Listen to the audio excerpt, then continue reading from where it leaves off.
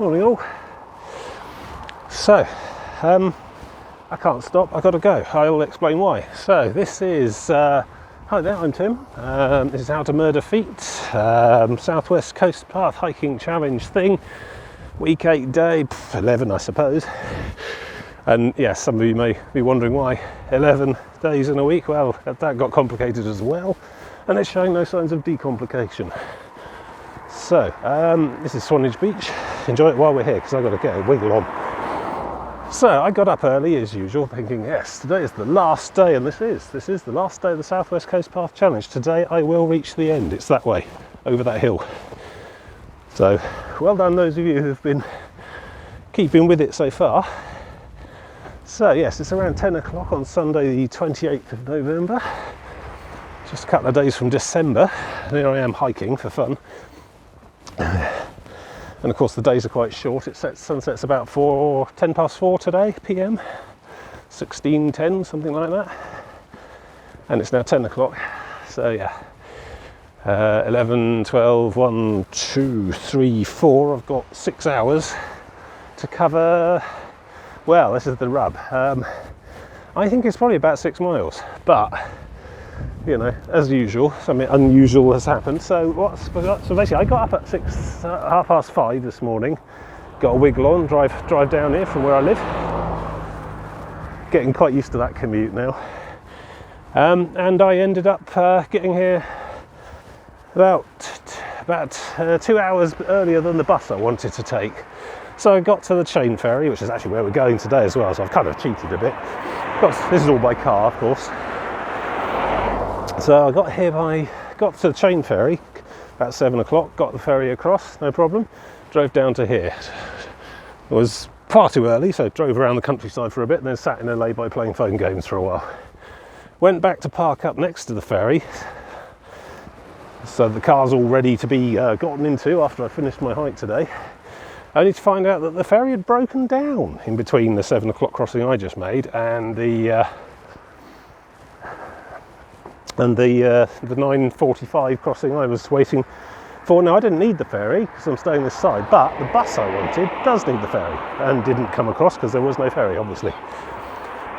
Complicated.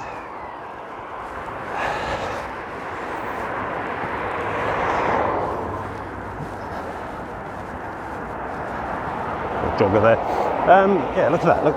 Needles, Isle of Wight. I was probably gabbing on about that last time when the microphone broke, so there you go, that's me actually talking about it. Good. So, yeah, I've decided, panic, contingency, rearrange plans like I do. And basically the plan now is that I've driven back to Swanage. I've parked the car in the big all-day car park for £1, and now I've got to hoof it that way and get to the end of the hike, last section, all well done, hurrah. But then of course, there's too many people on this pavement, I'm going to cross over if I can.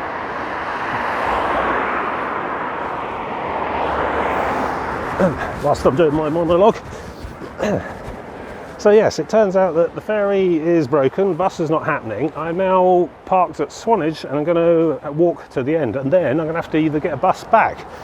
Now, if the ferry has been fixed by then, and the buses are running, I probably can get a bus back here to get my car to go home. However, if the ferry's broken all day, I'm up for a return trip by foot, which means I now have to do, instead of what I was hoping to be a sort of leisurely last day of rumination and reflection and general celebration, it's turned into a race against time, will he make it dilemma, which I suppose is great for you, the viewer, but I'm not sure my heart can take too much more of this.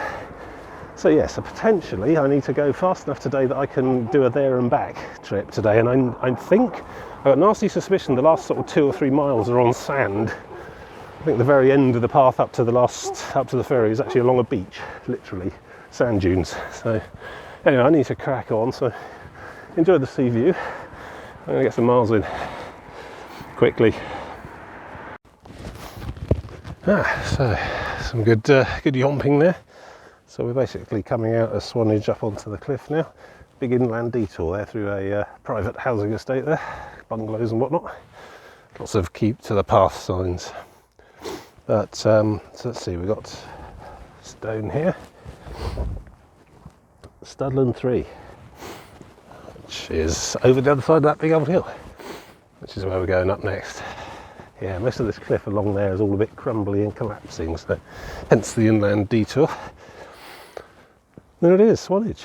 I gabbled on lots about that last time, but the microphone wasn't working, so you didn't hear any of it. That's fine. It is what it is. It's nice. I recommend it. Nice place to visit. So we're going to cut through here and out into the bracken, up and down a bit. This here, I don't think I ever found out what this was called, but it is basically the last big hill of the trip, of the entire adventure. So I'm going to power on up it like a madman possessed, keenly aware of the time schedule type problems, which is a bit of a kicker. Some going to spoil today for me a bit, I think. I should be frantically worrying if they managed to fix the ferry or not by the time I get there. They were working on it, but the bloke at the booth said it could be between 20 minutes and 2 hours, and I thought I can't lose 2 hours of daylight, so hence the revised plan. But yeah, there may be a way back when I get there, otherwise I'll just have to live there, I suppose. Anyway, up we go. Yeah. Let's go faster, let's go faster. Actually, I'm not that worried, to be honest. I think I can probably make it there and back if I need to.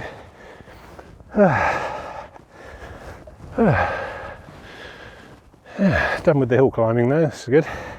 Once I'm up and over this one. Yeah, I can still do it. Yeah. That hill's given me a bit of shelter against the wind as well. Apparently it's gusting 20 miles an hour and a bit of a strong northerly breeze still, again. Like much of the week really, only of course today is the day after Storm Arwen has left her mark across our land. I think the International Meteorological Associations are going with Tolkien characters now. I think Bilbo's next.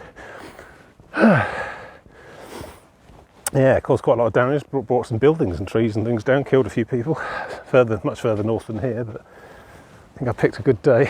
Here we are, blazing sunshine again. So yeah, it's good. I don't like rain. Yeah, I was going to make this a bit of a strolly one, you know, sit around a lot, ruminate, do lots of chatting to you guys. But alas, I think we're finishing in the spirit of much of the latter half of this whole endeavour. It seems to have been a series of connections to be met and distances to be dealt with, rather than experiences to be savoured, you know. What's that? Which was my favourite part of the coast path so far? Well, I'm glad you asked, dear YouTube viewer. I think for my money, the best bit was probably the week on the north coast, from Padstow down to St Ives. It was relatively unchallenging. Yeah, there was a few down and ups where it crosses into little river valleys and little villages and the like. But on the whole, it was quite flat, quite spectacular views of all down the coast, all the way from pretty much rounding the corner at Trevose Head at Padstow. You could see all the way down to St Ives, so you could essentially see the entire route the whole week, which was magnificent. I had great weather, lots of Cornish pasties and stuff. I can't remember if that was a May or a September, that one, but it was. I think I managed to come in between two big storms again as well that week, so that was nice. A bit windy at the start of the week. Had to be careful where I put the tent, but nothing broke significantly. It all seemed to work. I didn't miss anything. I didn't camp anywhere I shouldn't have. Yeah, if I had to do with just 1 week out of all this again, that would probably be it. So yeah. I think for the worst week, I think probably, actually, despite the real pig's ear I've been making of these last couple of episodes, it's not actually week 8. I think the week between the week between Parr and Torcross, South Devon, which was a lovely place. But in regards to the southwest coast path, that was the one where I had to cross about 6 rivers, and one of them didn't have a bridge or a ferry. So that whole week I just felt harried. I felt like it was push, because I had to get to this river crossing by that time, and this ferry stops at this time, and I have to wait for the tide to go out at that particular river. If I'd have known about that, I'd have brought some flip-flops. So yeah, that's probably my least favourite week out of them all so far. I think this week 8's been a bit weird because it's been just day trips really, and some of them have been great and some of them have been a pain in the arse, like me losing the microphone all through Durlston Country Park last time. That was actually only on Thursday this week, Sunday now. It depends how you're watching these, I suppose. And then all this nonsense with the ferry I could have done without. I mean, like I say, I don't actually need the ferry. The path stops before the ferry. I am on the correct side, but the bus that would return me from the end point to where my car is does need the ferry, and if there's no ferry, there's no bus, and if there's no bus, I've got to walk back, basically, which means I have to double up this last day, and I don't really want to do that. So, yeah, woe is me. First world problems. But look at this view. It's probably even better from the very top, although we're going to get quite windy when we get on the top of there, I think. Still, from the top of there, we'll be able to see down into Poole Harbour and all the and Studland and the heaths and everything, and Bournemouth across the way, Poole itself. It'll be quite a view. I've seen it already on the way here, I can tell you. It's pretty spectacular. Weather looks like it'll hold today as well, for as long as I'm going to need it. Might be a bit overcast later towards evening time, but I should be most of the way back to the car by then, one way or another. Yeah. There we go. So yeah, the beach stops down there. I did try and scramble around the bottom of there, got intercepted and told off by a coast guard. So this is the path up and over. Yeah. Okay. Right. Well, I'll have to keep going. We'll talk more soon.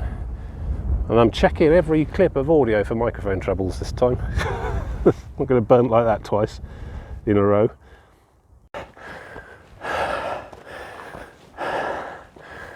And even this hill's giving me a relatively mild diagonal to follow as well, so that's nice. Yeah. Wakey wakey, up and at 'em. I tell you, I'm not going to miss the very early starts I've been having to do in this last week or so. Well, and the preceding holiday week I took as well. Very late in the year, very limited sunlight available, and you know, I still live 2 hours away even from here, which is basically the end of the path, more or less. I think for preference I probably would do week-long camping trips. Quite not very ecological either. Burned a lot of petrol doing this last week, to and fro in from here. It's quite irresponsible, but unavoidable, I suppose. This is why I think we're screwed.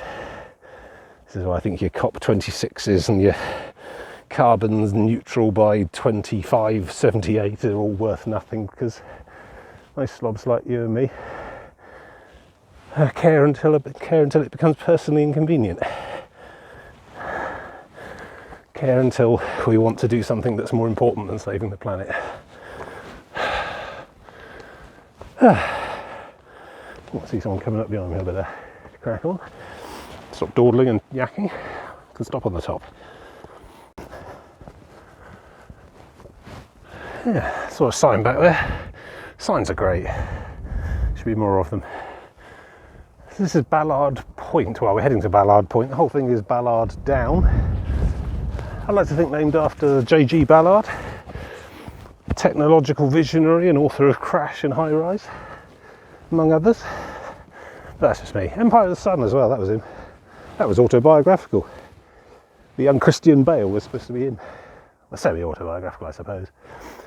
So yeah, that's Swanage still, again.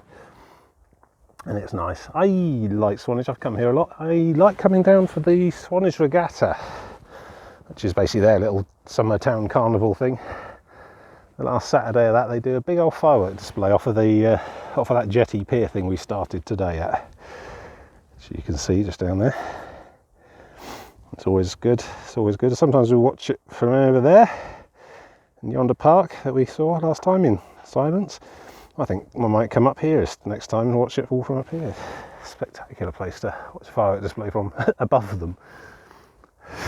So, yes, just because we're nearly at the end, just because there's probably only 5 miles to go in total today, doesn't mean so there's not stuff to see. We're going to look at Old Harry Rocks now, which is, you might have seen from yonder Durlston Country Park sideways, but going up on top of them basically. Excellent chalk stack stood there out in the sea. I think there's 2 of them there. Might be, there's an arch too, I think. I'll try and get some footage of that, obviously. without dropping the phone over the edge. I mean, that would be, you know, put the tin hat on it all really. Like 3 miles from the end, I'd lose my phone into the sea. This is only the second phone of the trip as well. And the first phone didn't die due to anything to do with the trip. It was completely unrelated. Battery started to swell up in the back there. Actually, I think I replaced it. Bought some special tiny tools and then another battery and put that in. That lasted for a while, and then just something else went with it. Contract renewal time was upon me, so I thought, yeah, why not? I think you can probably notice a jump in quality somewhere around Padstow. Alright, crack on.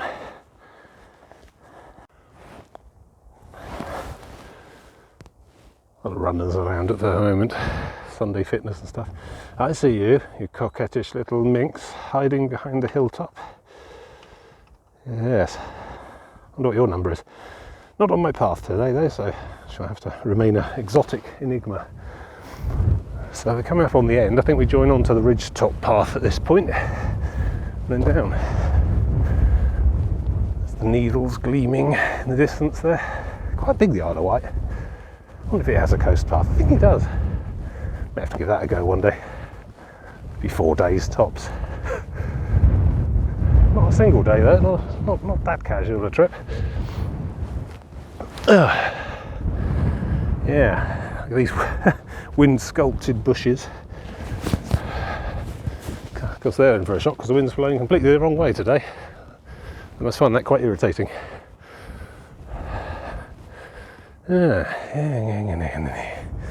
Purbeck Way along the top. Yeah, I think that comes out at Lulworth. I think it follows the top of this long ridgeline. So this is basically the Isle of Purbeck. Oh look, you can see some of the stuff the other side. We'll look at that in a minute. But Purbeck, the Isle of Purbeck, is essentially the area described by this ridgeline and everything south of it, which is all on weird, great big up and downy rocks. God, I even saw a sign last time that told me it was limestone, and I've already forgotten. But anyway, yeah, Purbeck, it's a big distinct geological mass there. Oh, there it is again. Peekaboo. And then if you look over here, New Vista, this is Bournemouth, and Christchurch, Poole to the left, goes on towards, I don't know, the Solent on the end, Hurst Castle, Lymington and so on. And then you see how flat that all is. Just a completely, pretty much flat horizon until quite far inland where it starts to rise up towards Wiltshire. And then this way, it's just all up and down all over the place. And, you know, I wonder if it's a coincidence the South West Coast Path stops at the end of Purbeck, functionally. Yeah, once you're done with the cliffs, there's no further interest for you, apparently. Anyway, that's where we're going. Zoom, zoom, zoom. There's the ferry, that white block in the centre. I wonder if it's moving. It doesn't look like it's... I don't know, is it going backwards and forwards? Inquiring minds need to know. Because if that ferry's not working, then there's no bus. Anyway, that's Poole Harbour over there. We'll get some better views of that as we go around. Impressive. Yeah, let's keep at it. God, it's got a bit blowy up here. Got the old mask on, not just because of COVID. I'm quite fortunate that my COVID protection is also my winter hiking gear, so, you know, not much fun in summer, I must admit. Right, so I don't know if you can hear this. It's quite blowy on the microphone, I guess. But you in there? Yeah. So there's Old Harry Rocks, as you can see. I'm taking a bit, I'll do a bit as we get nearer as well, but this is probably a great angle to see them from the side, because I see them from the top. There's another one on around the back there, just freestanding chalk limestone stacks there. Surprising, really. They're it's quite fragile stuff, the chalk. You wouldn't catch me climbing on there, that's for sure. And yeah, I think probably, you know, they'll probably be gone in my lifetime, I don't know. Certainly remember them being slightly bigger, or more of them or something, in previous visits. Maybe that's just me, maybe my memory's not so good. But yeah, so we're just going to romp on down to the point on the end, turn around the corner and back down into the lowlands. This is basically downhill all the way to the end now, which is nice. Although I do seem to remember that I think there's about a mile of actual trudging along actual beach sand for the very last part of the path. The path actually goes on the beach at one point towards the very end, so that'll be something. Hard work. Right, let's keep moving. It's quite chilly up here, quite breezy. It's all coming in from that direction. There we go, little arch for you there. There might be a bigger one on the far side as well. I'll have a look at that. That's how the stacks start, of course. Starts with an arch. The arch wears away, gets bigger and bigger. Eventually the top of the arch collapses, and suddenly there you go, an island. Oh my god, look at those people stood on the end. Just like to re-emphasise how windy it is stood on here. Look at this. Look at the grass. You can probably hear it in the microphone as well. So yeah, I'm staying quite clear of the windward edge, the downwind edge, because I don't want to fall off a cliff on my last day. Whoa! Can you hear that? I can. Yeah, not a great time to be gallivanting along the cliff tops. Still, these are the last cliff tops, as you can see. Big old long sand dune over there, and then that's that. So I've been keeping an eye on the ferry whilst I've been up here, whilst I've got a view of it. It hasn't moved. There it is, you can see it a bit closer there, that white block in the centre, flat structure there is not a building, it's a ferry. And that was the side it was on when it had been broken down. So if you see it over on that side, over between those two sort of hotel blocks in that darker block notch, that's the other side of the landing. It's not a long crossing at all. it's like about 5 minutes once it gets going. Most of that's ramp going up and down. So but yes, if I see it on the far side, all's good, it means it's running again, but so far not so good. We'll see.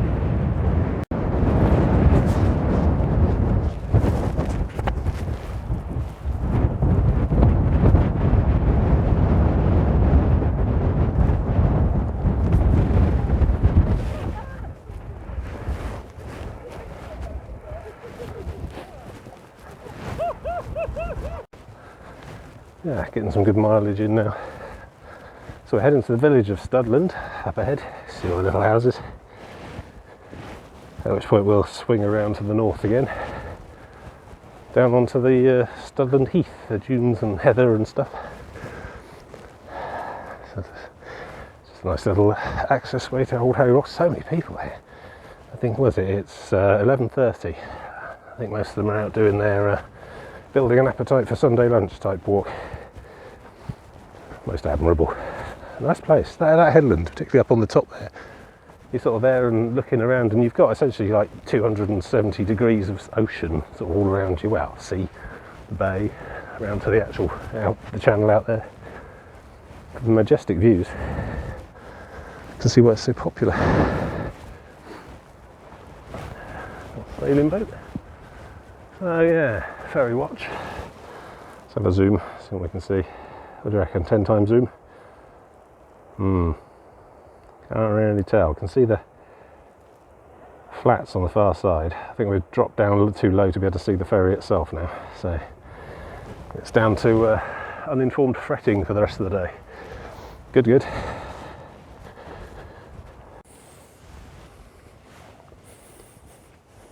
A inland bit here. There we go. South Haven Point. That's the end. 3 miles to go. More poppies. 4th, 7th Royal Dragoon Guards, remembering those who lost their lives during exercise Smash 1 in Duplex Drive, amphibious Valentine tanks, Studland Bay. Oh dear. 4th April 1944. Guess that didn't go well. Yeah, look at this. I had no idea this was here. This is Fort Henry, apparently. Gone to the sign. Big old Second World War era thing. Impressive. Things you see when you take the long way.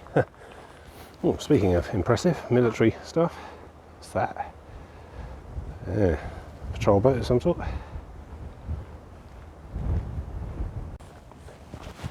Whew.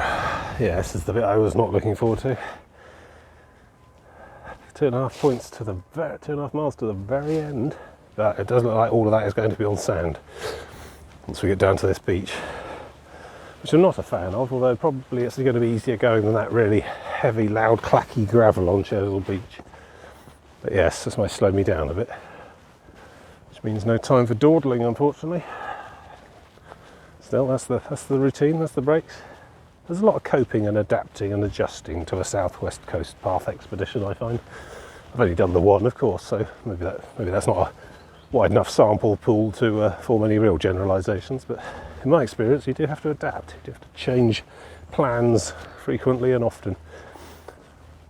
Plans of mice and men meeting battle and an enemy and stuff. I don't know. Anyway, so down to this cafe, which I really can't afford to stop and waste time at, unfortunately, because it smells like KFC.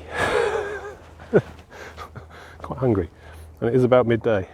It is 11:50, and I've got only so much daylight to spend. Precious few pence of solar energy. So I'm just going to have to crack on. Here we go. Fingerboard. Oh, that smells really good. South Haven Point Coast Path. Tide dependent. Oh, does that mean there's a not on the shore version? Oh, I'll try and find that for preference. But yes, there we go. You see a lot of people out there actually, just strolling along the edge, going out for their Sunday constitutional. Somewhere along there's a naturalist beach as well, so although it's like 3 degrees with wind chill down to about 0, so not catching me taking my clothes off, or anyone else I shouldn't think. Okay, I got lost and confused. I'm actually on the beach. It's okay, this is wet sand though, so actually not that bad going. Trying to stay off the dry, powdery stuff if I can. But yeah, I could just follow this beach all the way around to the end. I think that is the path, to be honest. So here we go.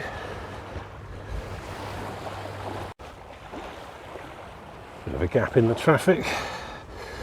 Very busy here, but also very easy going. It's just wet sand, just come off the tide.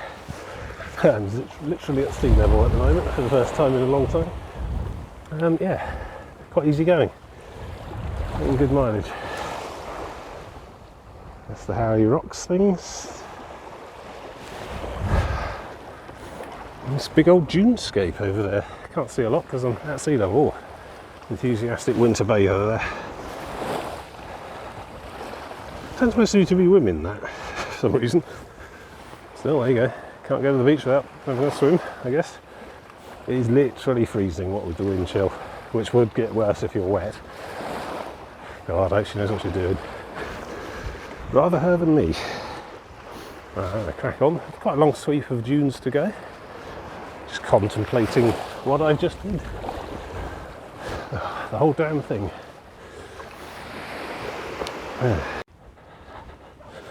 Actually, even the stuff up here is fairly hard packed. I think it must have rained quite heavily last night. Storm Arwen. I can smell smoke. Charcoal or a fire. Which is a bit of a worry in a dunescape. Maybe leftover old ash from a previous fire or somewhere. Tempted to go and climb up on top, but that can damage the dune structure. Clambering around on it, I think they prefer you don't. Yeah. I'm wondering about all these people. There's a lot of people here, look, see? Let me zoom in, you can agree. And those people back that way as well.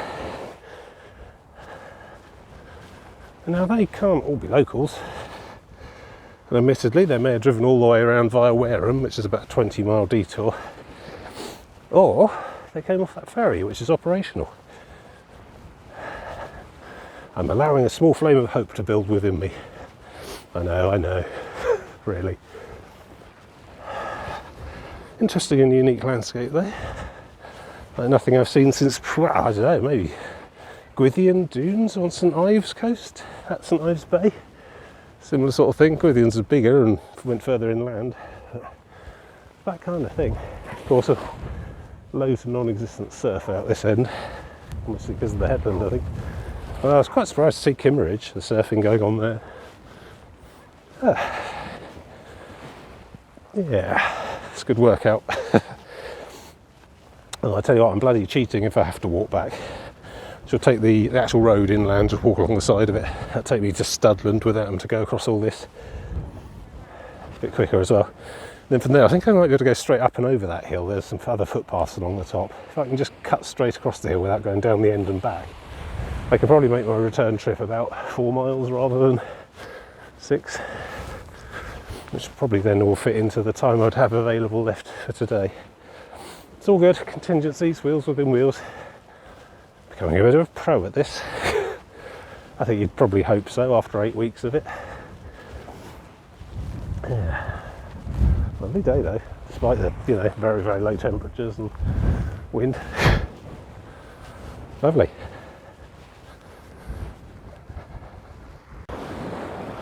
Still on the beach. I'm quite liking it. It's quite a zen experience, quite meditative. Just keep trudging on, enjoying the sound of the waves up nice and close. Non-threatening waves, tiny, tiny little atmospheric waves mostly, ambient waves. Hard to believe there was a category red weather warning yesterday. Mostly a lot of that hit the north of England rather than here. Oh God, so many dogs. It's ridiculous. I need that many dogs. And they all find me physically imposing and threatening because I'm just quite tall. So they all come barking up. Oh, he's just playing, he's all right. All right, yeah. If you say so. They're all jumping around, barking at each other, going in the sea, coming out of the sea, shaking themselves off. Some owners don't help by throwing stuff into the sea for them to chase. I mean, is it trolling if it's your own pet? Saw one dog owner throwing a stone into the sea for them to fetch, which seemed a bit mean. At least the sticks float and can be retrieved. There you go, good view of the stacks from side on here, from quite a distance away now.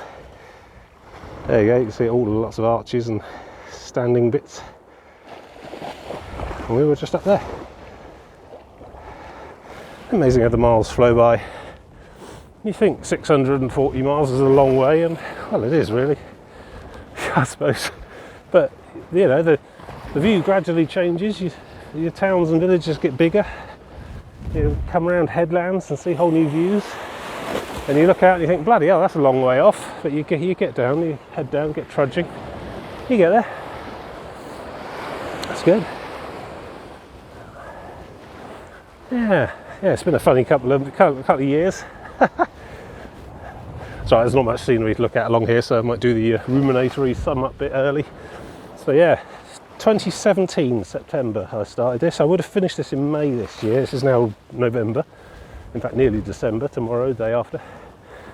Yeah, because of COVID. So that was a thing during my endeavour. No one saw COVID coming in 2017. It's been a pain in the arse and is probably not going to go away now, ever. It'll be there. We'll have to have COVID jabs every year, just like flu. We're now worried about the Omicron variant, apparently, on the news the last couple of days.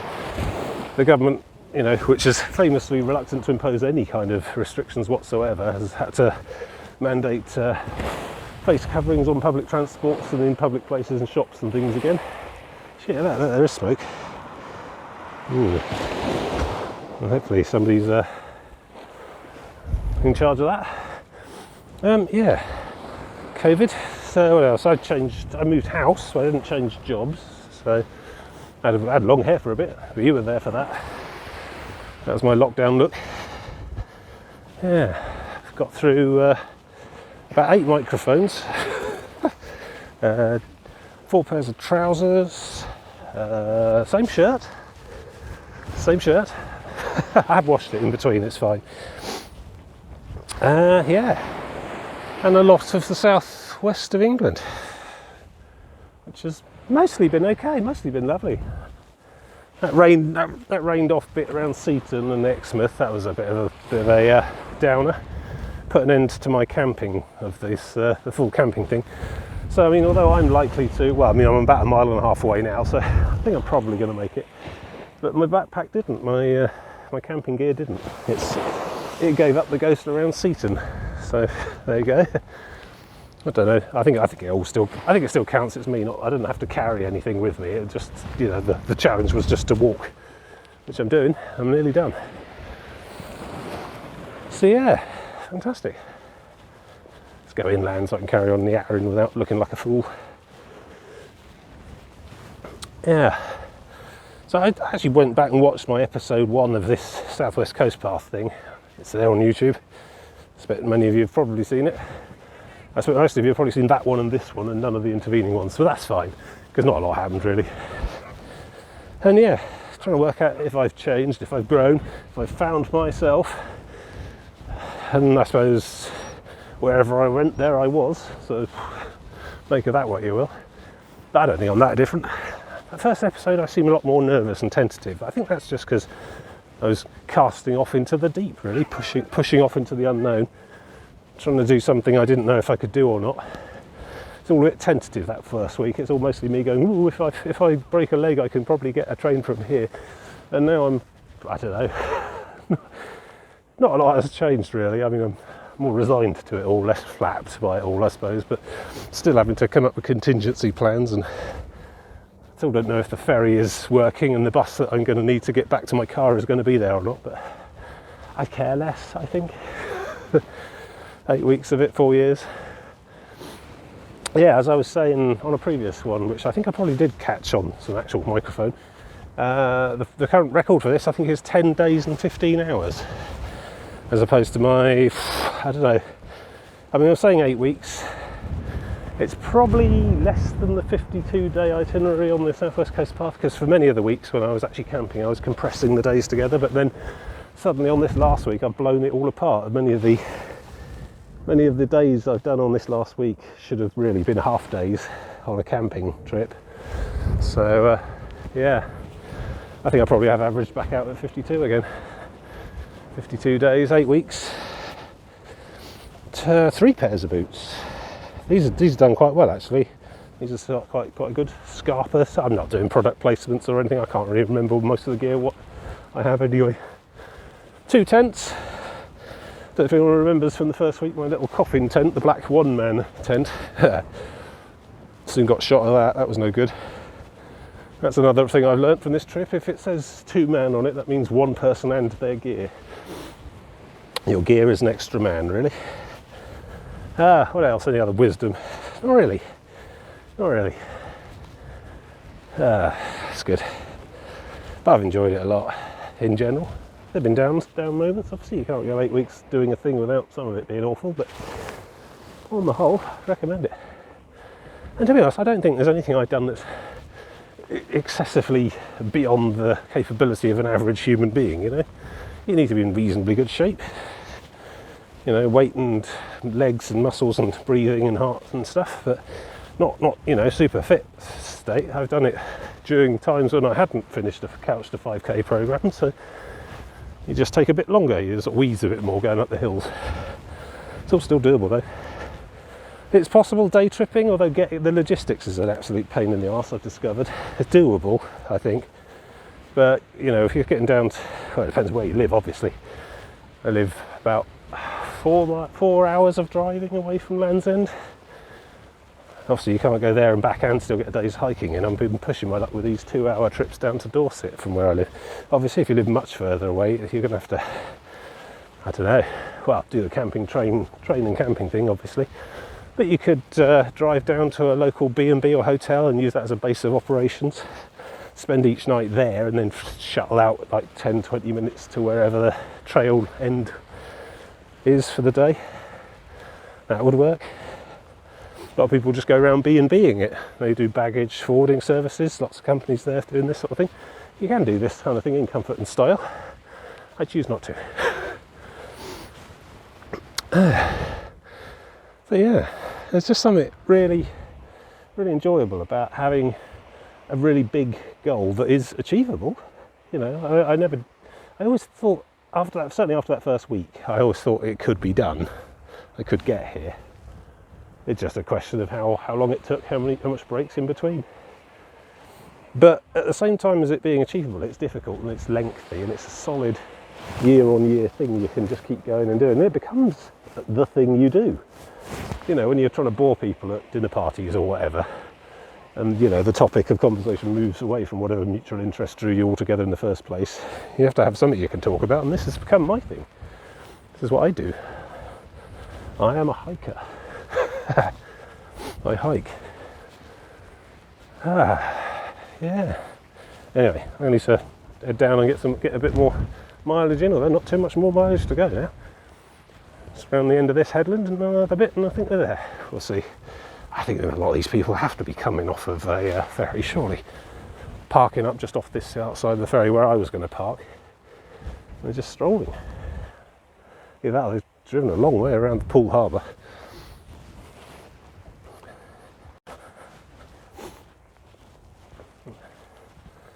Yeah, you can read, folks. Clothes back on. Obviously, off season for naturism. Just no commitment, that's the thing. Interesting wind sculpting going on here. Zoom in a bit. See how some quite strong winds or water, possibly both, have been just driving all this stuff sideways quite recently. It's quite firm to walk on still, because it's all essentially been sort of slightly compacted, slightly cemented by water. I'm guessing this must be the storm last night. Probably did hit down here quite hard. Lots of shells, lots of little scallopy type ones and winkle type ones. I don't know. Me bluffing biology now. There's nothing I can't bluff. Just a few oyster shells here. And those long thin ones that I don't know what are. Clams of some sort, razor clams? I don't know, maybe. Add that to the things Tim got wrong during the show. That's an oyster, I believe. I don't know. Shells, isn't it? They need to fetch up here in quite large numbers. I guess the sea floor out there must be quite thick with them. I guess that's why the little wading birds are all pecking away. It's like a sort of sandbar. You can just see the waves cresting the top of it. Go on, focus. And there's a big marker out there as well, warning ships and boats to stay clear. Some channels over there, red one and a green one, because the Channel Islands ferries run from Poole Harbour, or some of them do anyway. It's like a sea cat, hover cat thing. Don't know if they run at the moment. I think they must have to run even during COVID, because people still need to get to and from the islands, not just a holiday thing. Yeah, I don't know. Haven't seen one today, but I'll be sure to point the phone at it if one does go past.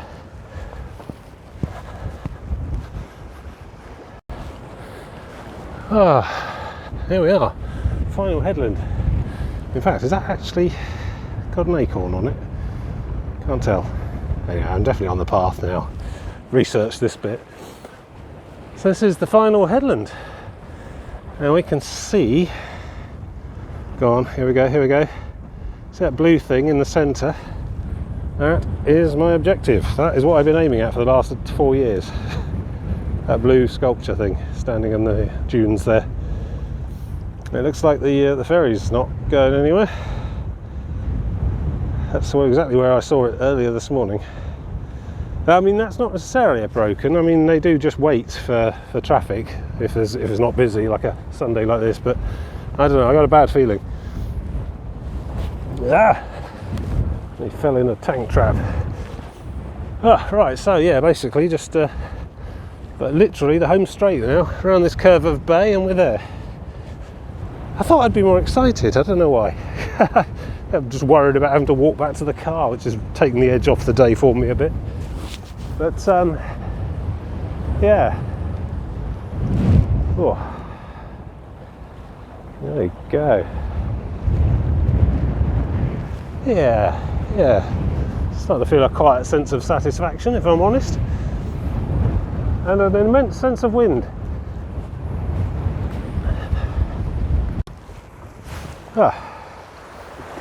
You know, jubilation, nearly the end of everything, but I've been distracted by these enormous hoof prints.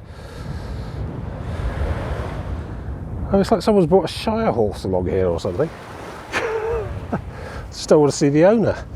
Look at the size of that. It's kind of like a dinosaur. Anyway, yeah, still no movement on that ferry. This is concerning. It may be working, or it may just be waiting. It might be broken. So over there is Sandbanks, a very pricey part of the world to live in. Some of the highest property prices outside of London in the country on there. Everyone wants a sea view. That's on the far side, that forested part there, that's Brownsea Island, home of the Boy Scout movement. So Robert Baden-Powell's paramilitary army training feeder unit. I shouldn't take the piss, I was a scout for a very long time. Enjoyed it immensely, taught me a lot about, you know, being outdoors and stuff. It also taught me that Cala gas bottles should not be used as flamethrowers. It's a whole nother story. Oh, yeah. I didn't bring any party poppers or tweeters or anything. I was mostly worried about the litter. I don't think anyone's going to be there to meet me either, which is fine because I don't think I told anyone I was coming. So, you know, I've only myself to blame. Yeah, concerns about that ferry are taking the edge off a little, I have to say. Still, it's been lovely. A lovely day, which is just as well, because I've got a nasty suspicion I'm only halfway through it. Yeah. So close now. Can almost taste it. Victory, or at least, you know, resolution. Not sure there really is a victory condition for this whole exercise. Reaching that blue sculpture thing, I suppose, counts. But I like to think it's the strangers I've avoided along the way that were the important thing. Yeah, it's starting to get quite hard going on the sand. It's like the closer I get, the harder it gets. Some horrific modern day Greek tragedy. I'll probably have to push a giant boulder all the way back to Minehead next.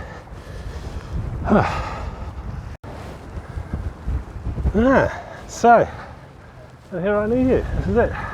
Will I make it to the end? Who knows? See you next time.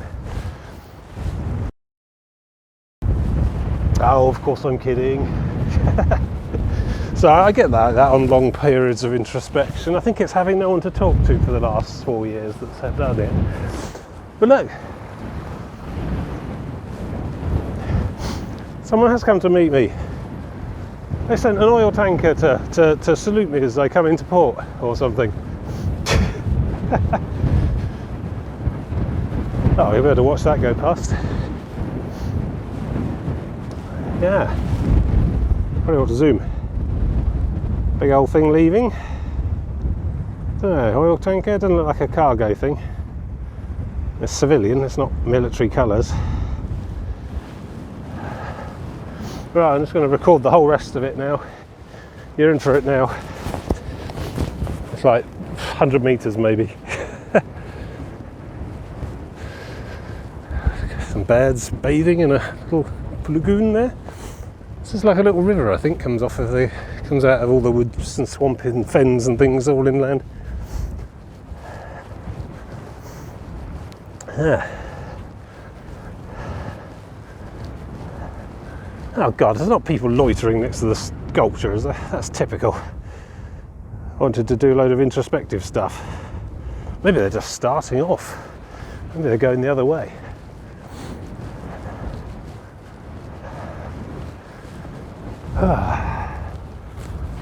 Well, I just walked 630 miles and boy, are my arms tired. But I'll be here all week, try the fish. What's that? Police? Pilot? Oh, yeah. I see, yeah, as a pilot actually operates steering that thing, not the regular captains and navigators and stuff. Presumably once it's out of the harbour and far enough away, that little boat there will go and take the pilot off and take him back home. Yeah, nautical stuff. Extreme E. Right. It says not electric yet. Right. Okay. Actually, I can smell the diesel from here. Actually, probably pretty much directly downwind from it. You can, yeah. Wow, that's distinctive. Oh. Right, I've got to try and cross this little stream now. It's okay. It's not as bad as the Erne. Here we go. Foot here. Yeah. I'm safely across. At the wrong zoom level. Yeah, I'm picking up distinct inactivity on that ferry.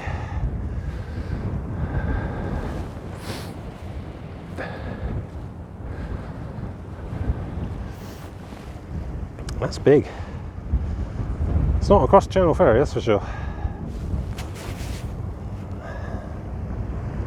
I don't know, it's got crane arms, booms and things. Oh, some sort of survey vessel maybe? I could probably look it up. Yeah. No more than 20 cannon. Ha-ha! Alright, what about my boat? Well, it's not my boat, I don't need this boat. There you go. That's absolutely nothing to do with me, of course, but I'm going to take what celebration I can get. The extreme E is clearly saluting my endeavour. Or just telling fish to get the hell out of the way, I don't know. Brilliant. Flags that flying on the front there. No idea. It's a company banner, I think. St Helena, yeah, some flag of convenience. Is there one on the back? British Merchant Navy thing? Oh, yeah, Union Jack. Yeah, Merchant Navy.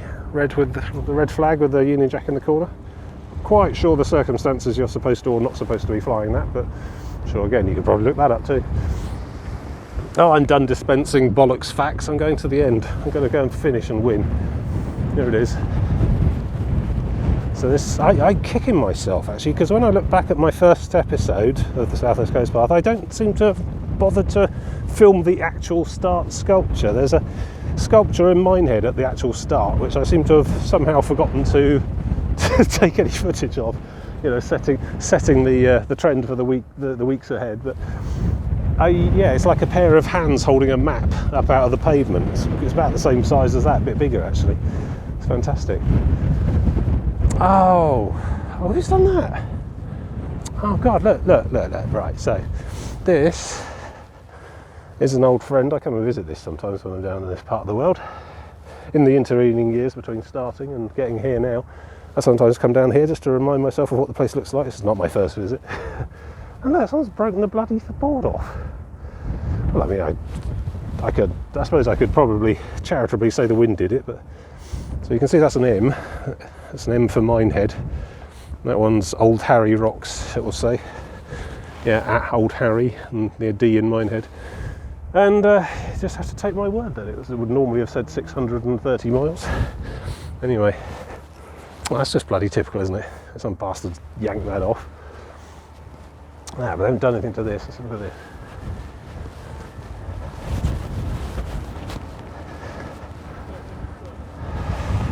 Ta-da! Let's take a step back. Yeah, that looks like a closed ferry to me. Oh well. Oh, there it is.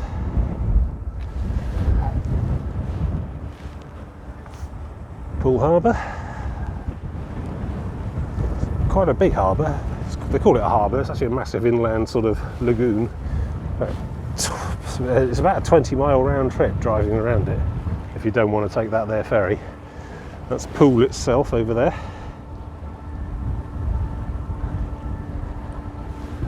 And this is nice in a way, because now that this road is just effectively closed because no ferry happening today, I can just stand here and not get run over while I gab at you about this. So look at this. This is the end. This is the Poole end sculpture. Lighthouse on the top there. I believe that's Tillywim, supposed to be the one we saw a couple of days back. That's Clavel Tower. We saw that back at Kimmeridge. These are some generic dolphins, which I don't think I saw any of at all this trip. That is a stag. I might have seen some of those in the distance, bouncing away. A wind-blown tree. Yes, seen plenty of those. An adult and child. Presumably the child belongs to the adult. Oh, we got on the other side. That's a fishing trawler of some sort. I believe that's meant to mean Newlyn, Plymouth, that sort of thing. That is St Michael's Mount. We saw that. We even walked along the causeway. See, at this point in a real proper show, there'd be a big sort of montage of all my previous clips and where I've got to, but this sculpture's kind of doing the job for me, which is nice. That's a Cornish tin mine around Geevor sort of way, I expect. There you go, there's me. I'm the one without the stick. I don't do stick. I don't know what that one's meant to be.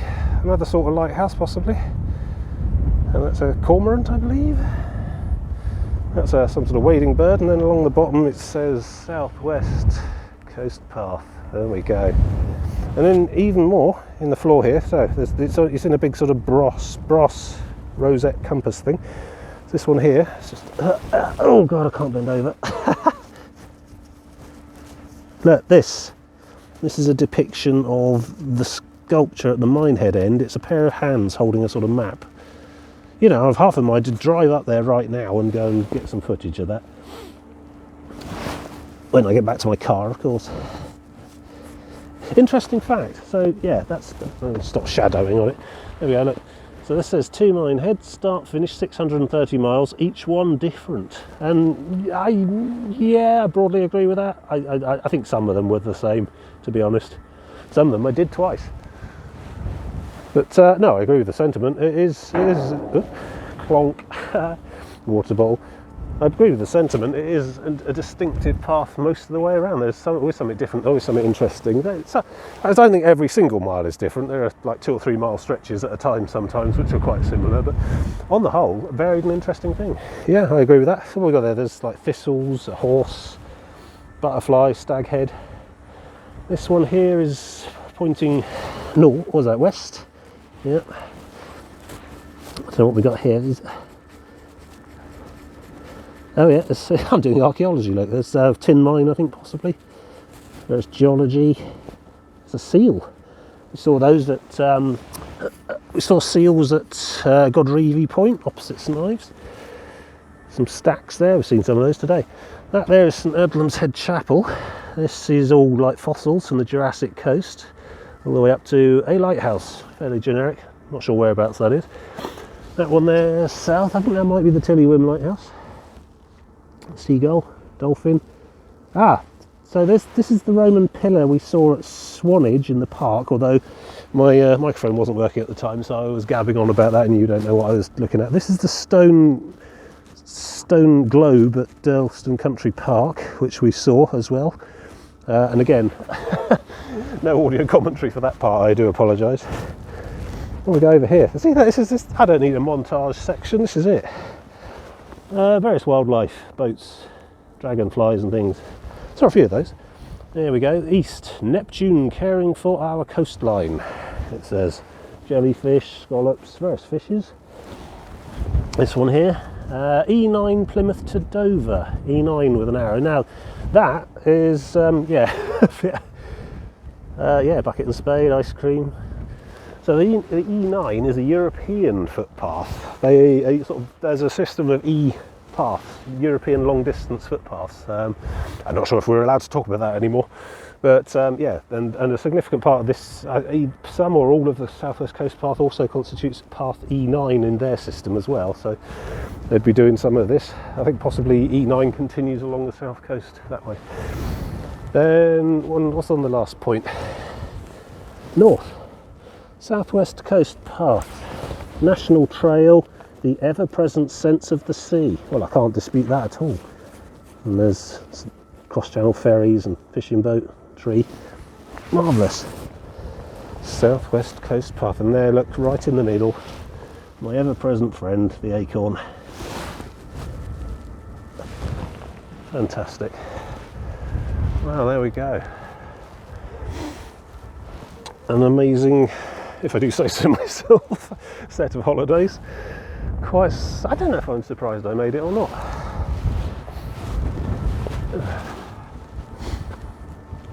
Yeah, I don't know how I feel. It's weird. Relieved, yes.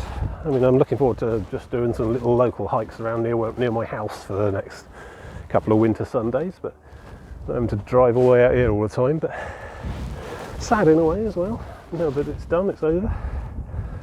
As I said before, in many ways this has been who I am, what I do, so